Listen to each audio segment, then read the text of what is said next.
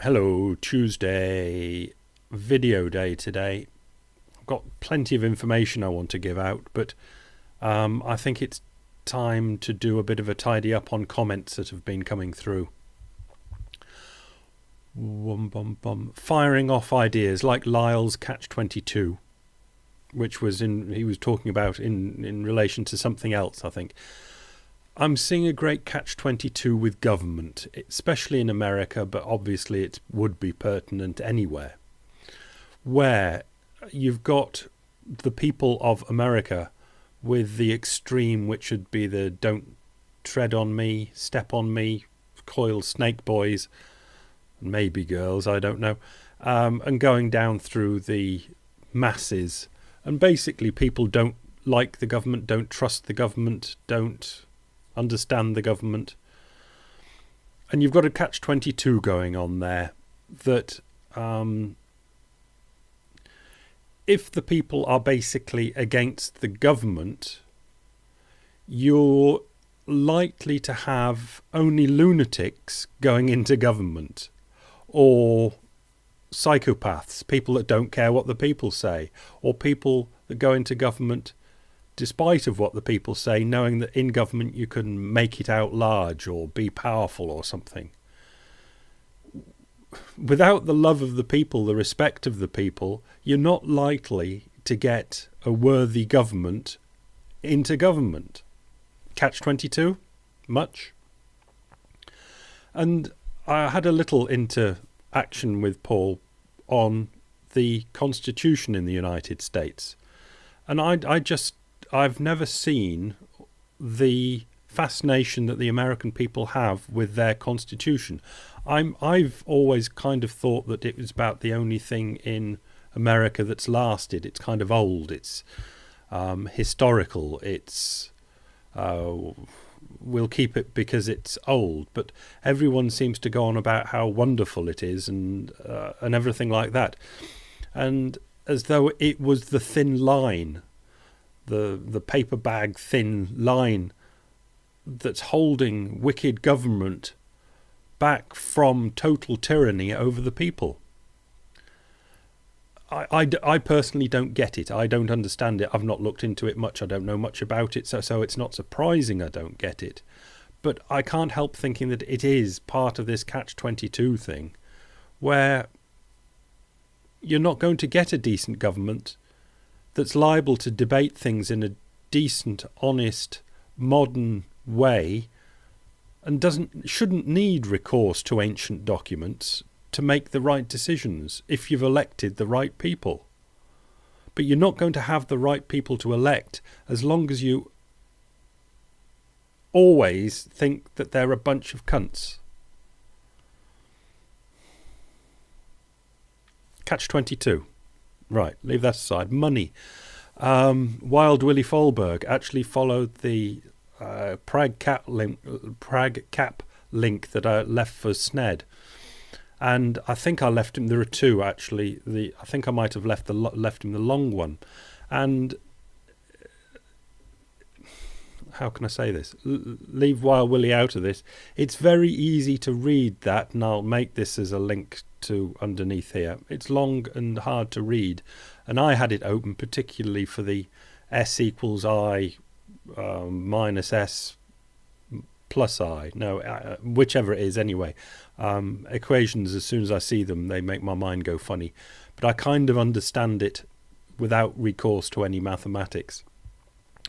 That's the more important part of it. In fact, I'll link to two Prague Cap things, because it's the money one that confuses everybody. Money. If I found out anything, that's the best way to say it. If I found out anything over the last 5 years, it is that money is nothing. It's bits of paper. It's not based on anything. It does not represent anything. It's not backed by anything.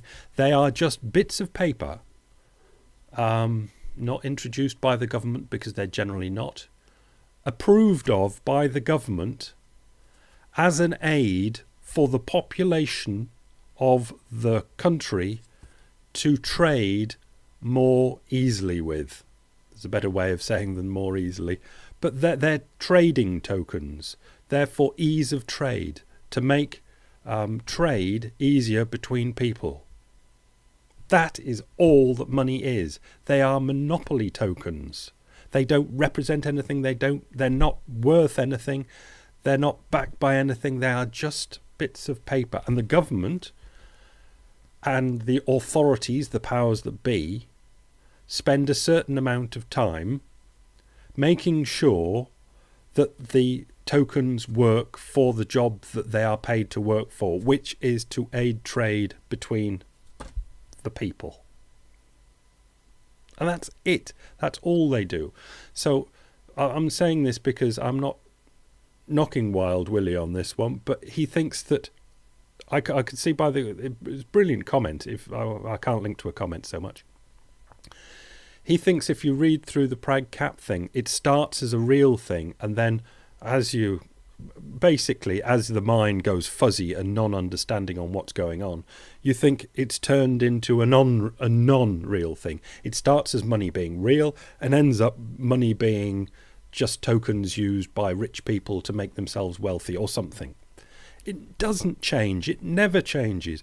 Money is nothing ever than just printed up little bits of paper with important looking symbols on. They're nothing, absolutely nothing at all. It's the authorities' responsibility to see that they work as transmission tokens, as trading tokens. That's all. And they've got various ways of doing this. Okay, on the Prag Cap article, there's two of them. One of them, the second one, the shorter one, about inside money and outside money. Now, I've got to get this right, because I think what we've got is MMT, which we've talked about a lot here. Cullen Roche at Prag Cap has taken MMT and turned it into just MR. I think, yeah, monetary realism. He's taken out some of the spin that the MMT people put on it, and had it, because the MMT said that it was an actual representation of the monetary workings, the financial workings, the money workings of, it was generally America that was being talked of the United States. But Cullen's looked into it and found it's not really quite like that. And he's done monetary realism, which is exactly how it is.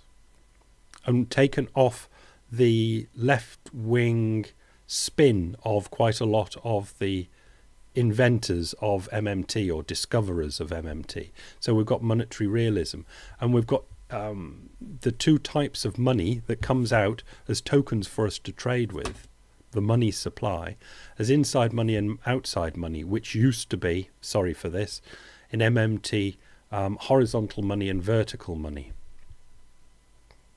And I was going to go into, but I'm confused, I've waffled, I'm so confused in my own mind now.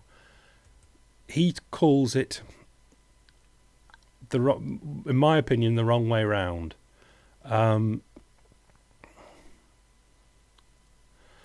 Money is primarily distributed through the private competitive banking process. Banks compete for demand of loans. I can't read it all to you. That's the second link. You've got inside money and outside money, and I think he's named them the wrong way round. And when I come to reading these monetary realism things, there's a part of my brain that flips it over to have it the way that I want it, the other way around, which doesn't make life easy. But both are worth reading and talking about. So what have we been here? It's this video, if it's to stress anything, it's to knock out of the last residual idea that anybody might have that money is anything, that it represents anything, that is backed by anything, blah, blah, blah, anything. They are nothing but little monopoly tokens so the people can play trading games with. That is all. And if you ever think that, see, this knocks back to, I was going to finish there. It probably would be better if I finished, but people get confused by, I go out to work, I am paid in money. So money must represent something because I've worked all week or all month to get these bits of paper. So money is the equivalent of my work. Well, tough titty, fish face. That is just, it's just the way it works. But that doesn't mean that your labour has created that money or is backing that money or represents that money. It's just that you get for that a few trading tokens. The money is so you can trade your labour that you've done during the week or month for other people's goods that they've created or services that they can create or give you for those money tokens. It's hard to explain. But must get absolutely out of the brain cells any idea that money is anything but bits of paper that represent absolutely nothing. Change the zeros, doesn't matter as long as they work for trading.